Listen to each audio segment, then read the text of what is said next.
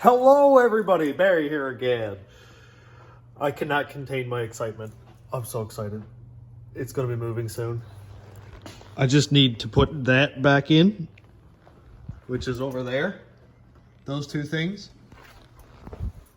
Intercooler, radiator, mount my transmission cooler, which I have no idea if I have room enough for, which is going to be connected to this thing, because obviously that's not staying like any of that. And then come up with an idea for a shifter, which would be just a temporary thing for now because I'm having some troubles getting the van cable to hook to the Chev shifter, but we'll get into that later. Right now, I'm gonna go put in this stuff and get some coolant in it so that at the very least I can warm it up. Oh, that's exciting. I haven't had it running for more than like 10 or 15 seconds because obviously there's no coolant in it. I don't want the top end to get super hot and warp the heads, or I don't know, any of the other dumb stuff that happens when you overheat engines with no coolant. So yeah, I'm gonna just dive right into it and get this stuff put back together. This shouldn't be super long getting this stuff back together, assuming I have any of the bolts still, because I do have a tendency to lose those things. And also, wherever it went, oh, right here. My China Boy wastegate, again, has seized up on me. That just like will not move. So I feel like beating that up with an axe. But that was 150 bucks. I can't really just go and spend 300 on a new one because there's other things to buy. But if anybody knows of a good wastegate, also for a good price, I know cheap is not good, I know good is not cheap, but somewhere like in the middle. That's not insanely expensive. Or if you have one lying around that you could help me out with on a price, or help me out with the channel, that kind of thing, I'd appreciate that too. So just let me know. But anyway, this thing, I'm gonna go pull it apart. I'll probably do that now so that I can install it over here and have my wastegate ran. And then also I can put on the pipe. Because what is this thing without its hood exit? I'm not going on a first test drive without the hood exit on it because it's super cool. And if I get pulled over, at the very least it'll make a really cool video. So yeah, let's go pull this junk apart, see if I can free it up once again. I'm getting pretty good and pretty fast at this now anyway, so yeah, Tial knockoff, here we come. The main issue I find with these is the plunger in here runs up through on a shaft and it gets seized in there, whether it's with heat or corrosion, whatever it is, it sticks in there. And it either sticks closed and you make a pile of boost, which is not a bad thing, but 30 pounds is a lot on pump gas. And I have had it hit 30. Or it sticks open and you make no boost. That's just a 5-pound spring. It doesn't take much to compress that. Everything in here is still in really good shape. For an eBay one, this was actually really good. And I do like it. I ordered a 10-pound spring with a blue cap. Obviously, I didn't get that. But China doesn't care.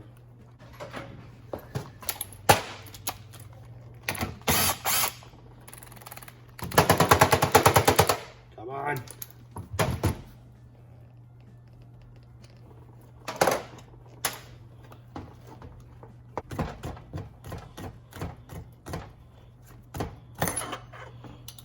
There we go.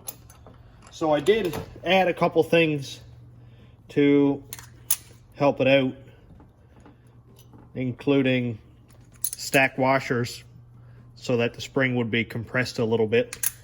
That got me up to about 7 pounds. But then I did this, which is dumb and I would never suggest doing it, but it's amazing because I made 15 pounds just by creating a boost leak. But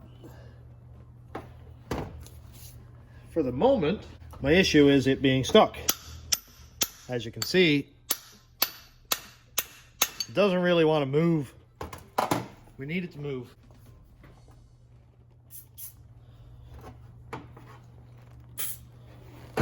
And I clean this regularly. Every time I blow up an engine,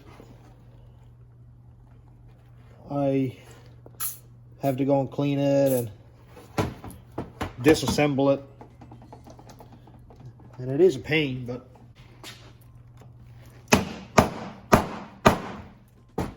oh yeah, she's solid.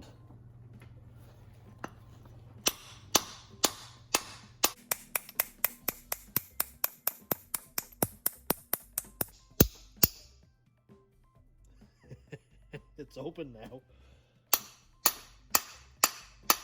Alright, sound change, that means it bottomed out.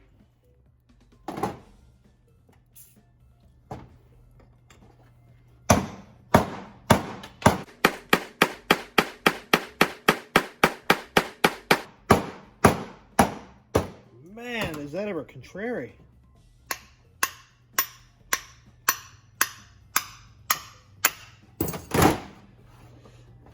Okay, well, it's out. You can see that it has gotten quite hot. So I can understand if this did swell a little bit, that it would stick in there, because that got super hot.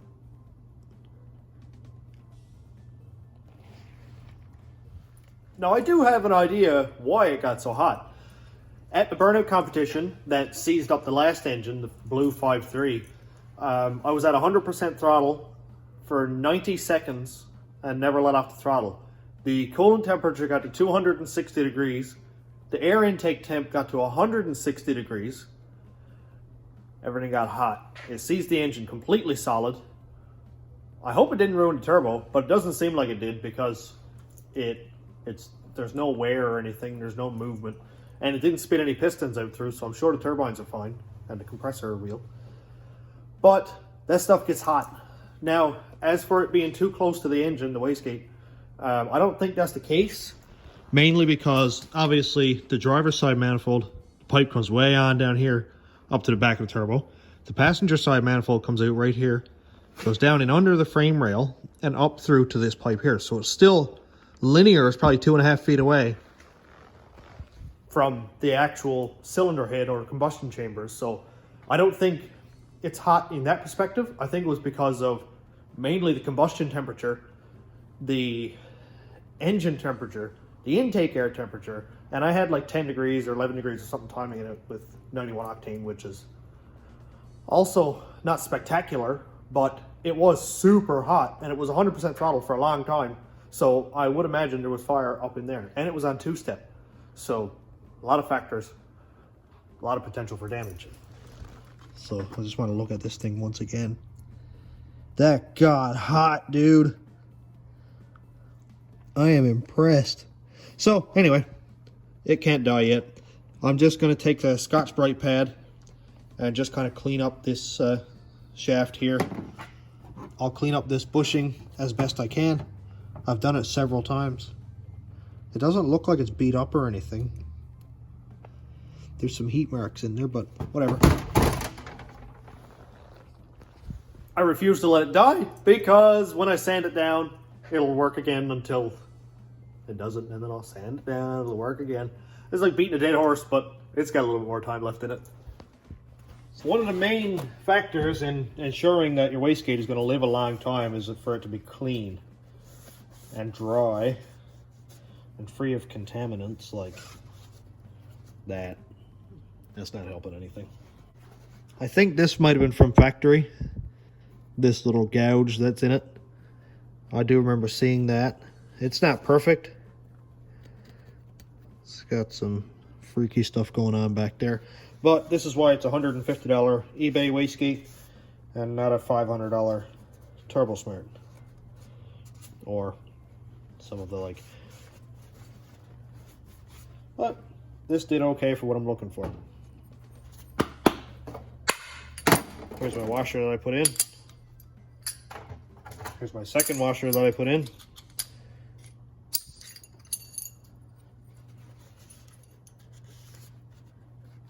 Also, I don't run a boost limiter or anything on this, or a boost controller, I should say. Which also I don't really suggest. Or any overboost protection at all, because I like to party. So, let's see. I've never really been very good at this, but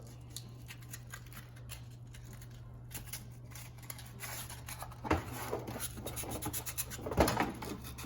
just want to kind of sand that bore out a little bit. Somebody's cringing right now saying, oh, you're wrecking it. You're going to sand it too much and there's going to be too much tolerance, but I'd rather have too much tolerance than it be seized solid.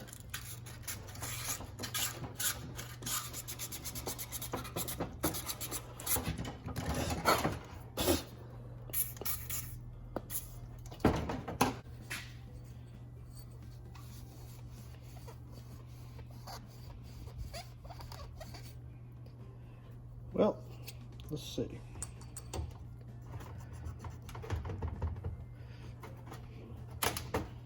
Uh-oh. There we go. Now, another thing about quality control is, yep, that bushing is not really that tight in there. I wouldn't suggest doing that either. Dude, that is seriously tight.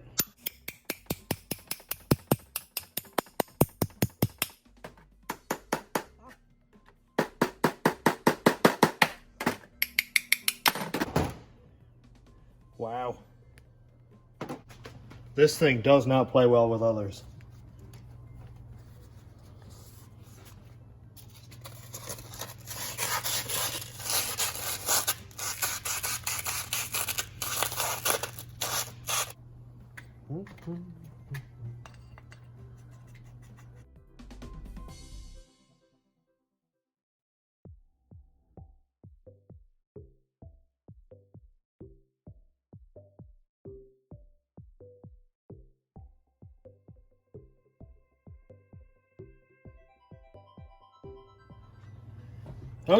Okay, we're getting somewhere.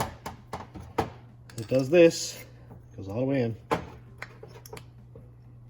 Kind of wants to get stuck, but I'm working on it. I'm getting there. Still a little bit tight, but I'll get that in a second. Just gonna pull the top off of this, check and see why that bushing is being so contrary.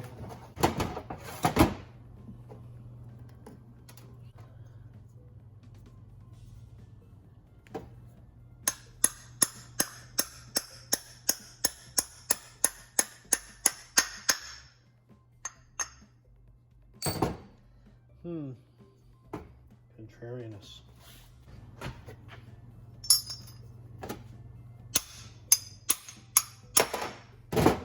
There we go.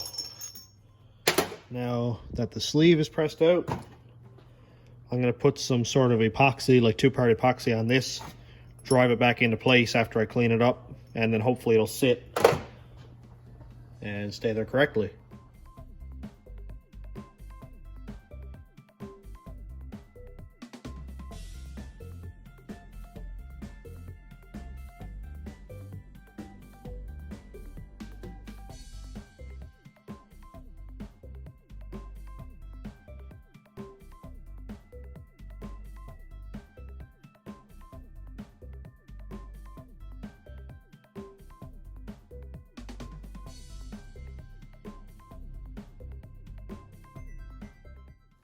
Well, I got lots of epoxy on that.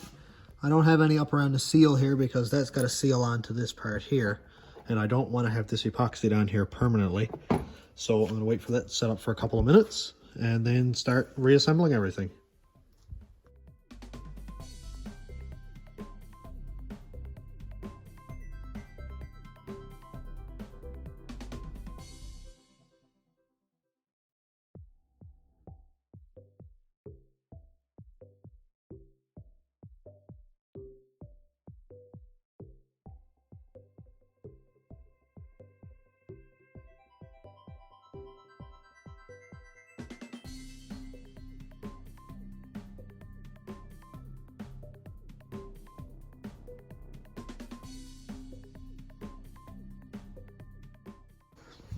Well, it works again. Everything is all put back together and cleaned up inside of here. And just to show you in real time, I'll set this up on the tripod. and we'll compress that piston. With a 5-pound spring, it doesn't take much to compress. Everything works perfect. And when you're putting this back together, don't forget the fire ring. That one goes in there, and you can see that you've got to compress the piston a little bit to get the fire ring to go up and seat. That means that you got good clearance here and that it's got a really good seal. Well, now that that part is done for like 3 weeks, because it's going to keep doing this because it's a cheap eBay wastegate. Well, whatever, it's fixed for now. So I'm going to go and put everything here back together. I'll bolt the wastegate on, then put the intercooler in, the radiator, and then at the very least, I can get this running and have it warmed up, make sure oil pressure is going to stay up. Get it up to temperature, make sure the engine is good. I have no idea if the head gaskets are good or not. I don't know. It could put coolant, or it could put exhaust out in coolant, and then it's cooked and I got to start over again. I doubt it, but we'll see. Let's start putting this thing together.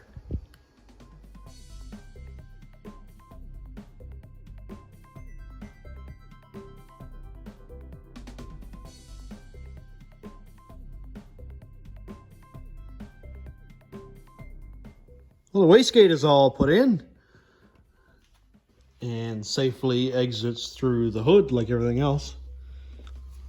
Wastegate hose is hooked up to the cold side, and now I think I'll put my hood exit on. At the very least, when I get my radiator and all that put on and the engine is proven good, hopefully, then I can get it warmed up and do some idle tuning until I can get out on the road and do some actual street tuning. Be nice to get the idle nailed down. It's not bad now. Startup is kind of sluggish. It takes a couple seconds for it to start. Now the battery is just about dead too, so I'm going to put that on charge. But, well, it's all got to be done. Doesn't matter what order I do it in, but I just really want to see that big old pipe sticking out of the hood again. Oh, one more thing. I just want to say thanks again, everybody, for subscribing. Just passed 2,900 subscribers today. So exciting. Going up a little bit at a time. A couple a day, 3 a day, 5 a day is all. You guys are awesome. It's so cool.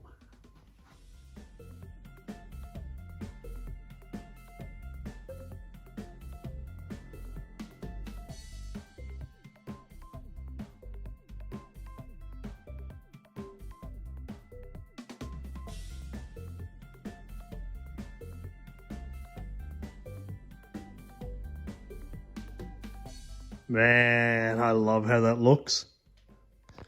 That wasn't too serious. It's really hard on the lungs, so I used a respirator, and my arms are absolutely on fire, even after using a long sleeve jacket and gloves. I just want to test now and see if the wideband sensor still works, because these things are contrary. So, gauge works with the pump.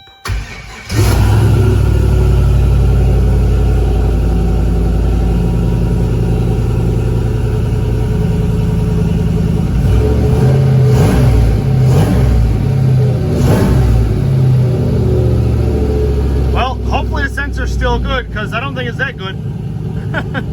Oh, here we are. It's warming up. Man, it sounds good.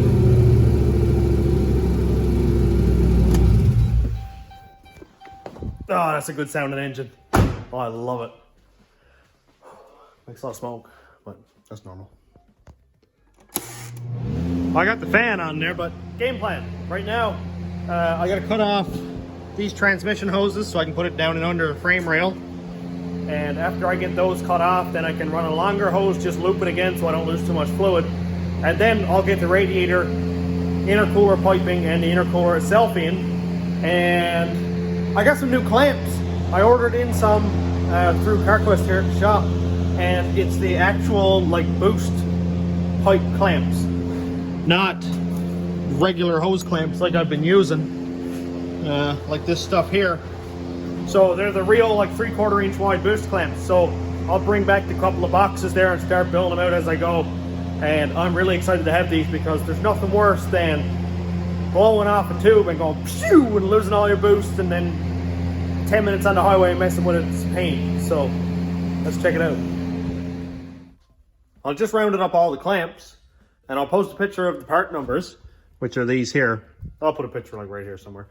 so that you can see all the sizes. Smallest one I have is here, then it goes a little bit larger and then larger again. My only issue is the second smallest one is too small to go over the throttle body. The biggest one is too big to go over the throttle body. One is loose, one will not even go on there, so I'm gonna have to figure that out.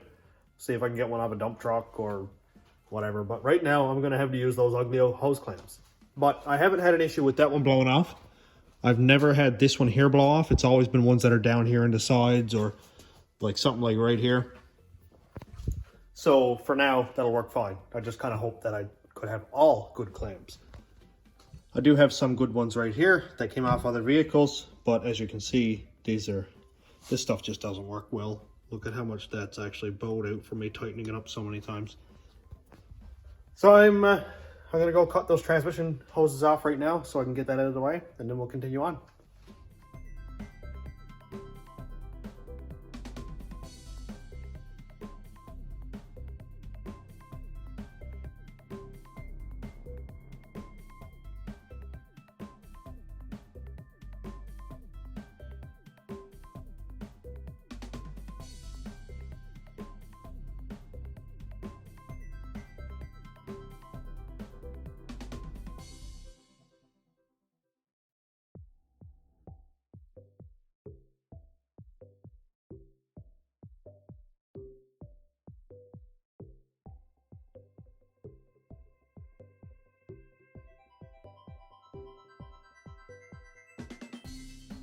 Now it's starting to look like something.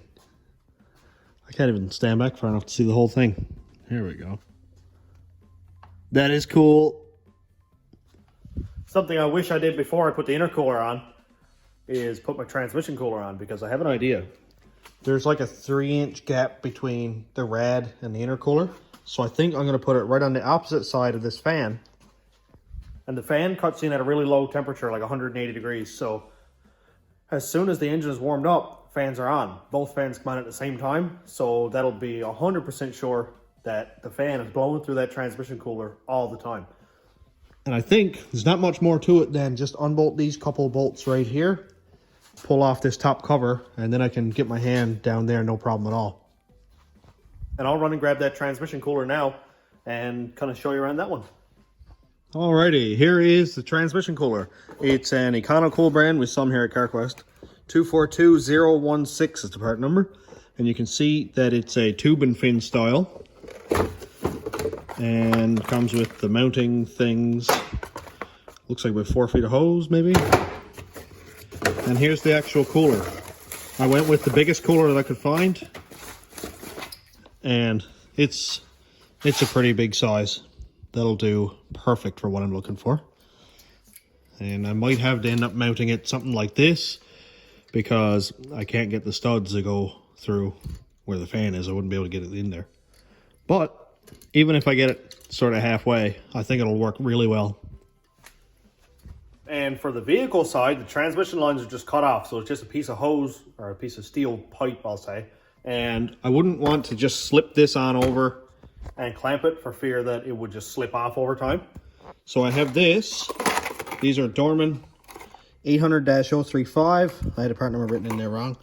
But it's 3/8 pipe with a compression joiner to 3/8 barb. And that's going to fit in there quite snug. It fits in there really snug now, and I'm going to have to push it on, and then I'll double clamp using these fuel injection style high pressure clamps with a bolt instead of regular worm type screw or whatever. And these go on to stay on really well. So I have no doubt that it's going to be safe and secure, and hopefully it'll cool the transmission really well. It's a lot bigger than the factory style transmission coolers. So, well, we'll see. I'll keep an eye on the transmission temperature. If I have to, I'll put a second one on. I'll put 4 on, I don't care. I just want it to be cool.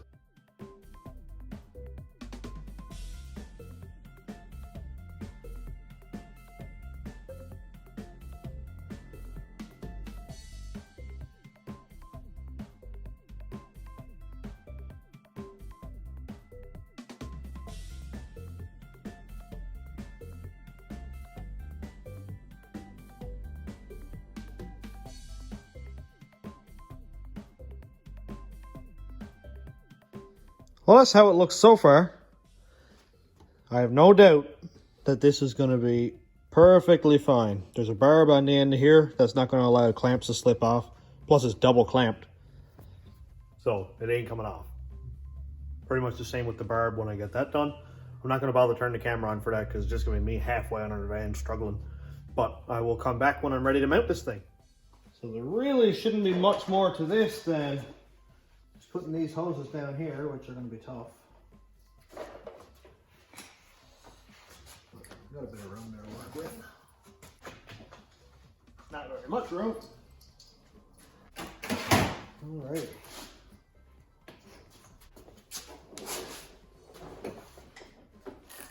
That should be pretty good.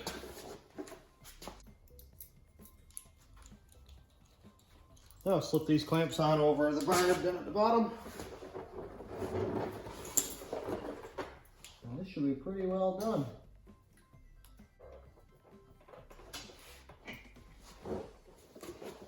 I've got lots of hose, so I can mount my cooler wherever I like. Like I can put it over here. I just want to have options, so I'm not stuck where I put it.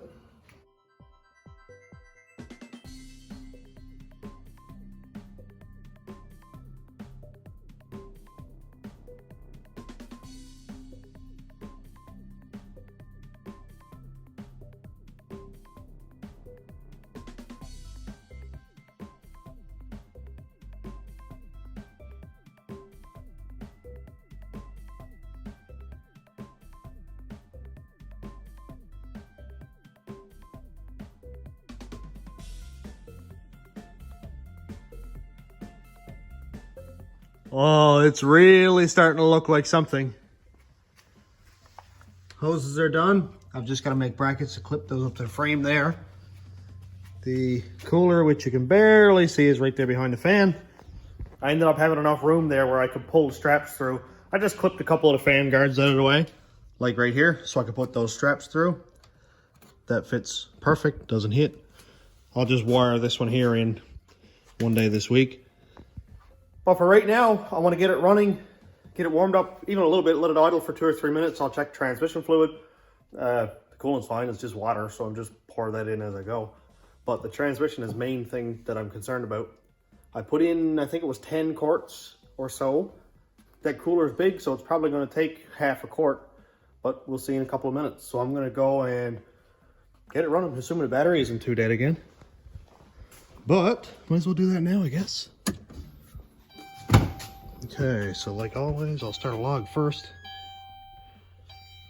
You'll see that my PIDs are a lot cleaner, a lot less stuff on the screen. That's because the garbage old e-machines crashed, and I lost everything. I had to start completely over from scratch. New math parameters, new boost log, new wideband log, everything. So I have no idea if any of this works now, but we're going to try it now. Okay, recording.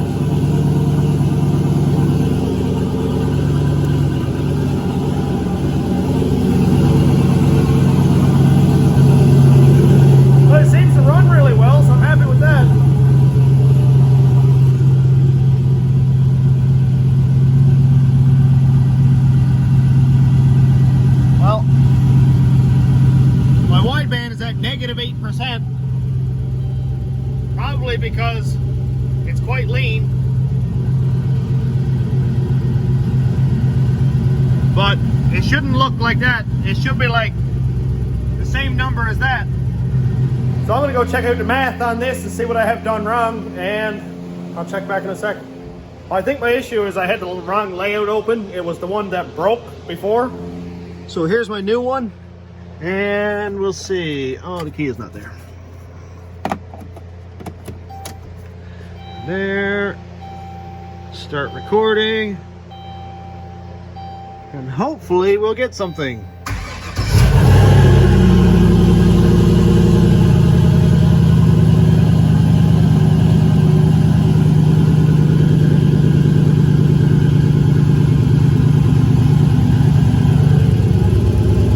Nope, not working yet. All right, well, I've got 0 volts on my EGR sensor right here. About halfway through the log, everything is idling. And I have EGR sensor 0 volts. So it seems like I may have a wire mixed up or something in my harness. So there's not much to go through that. Just got to delume it, unplug the PCM, check the wiring back through it just to be sure everything is good. And when I verify that, then I'll have to verify that my output itself is working from the sensor. Hopefully it is. It's between 0 and 5 volts. So basically all I have to do is put a voltmeter on it, get it running, and check to see if there's any voltage at all on my sensor wire, which might be easier for me to do. Just unplug it, pin check it, whatever. But that's going to be the next one because I am out of time. Cass is outside with the truck idling, wants me to come home for some supper. So I'm going to go do that. And thanks again. Thanks so much for 2,900 subscribers. It's so cool. My views are actually starting to go up a little bit. That's really cool. And another thing is I got a batch of stickers made. By now, they're probably getting close to being sold. But if you do want one, I'm going to make more. I'm going to use the money from these stickers to buy materials for new ones. And hopefully get better from there and better quality. So if you'd like to order one, check out my Facebook group called Station Road Rat Rods YouTube, and they'll be posted on there. I'll just keep it as a sticky, and you can message me for information on payment. It's like $5 each, not serious. And I will mail them at no charge wherever you are. So all good. So on that note, I'm gonna get ready and go on home, and have a great night, everybody. Thanks for watching.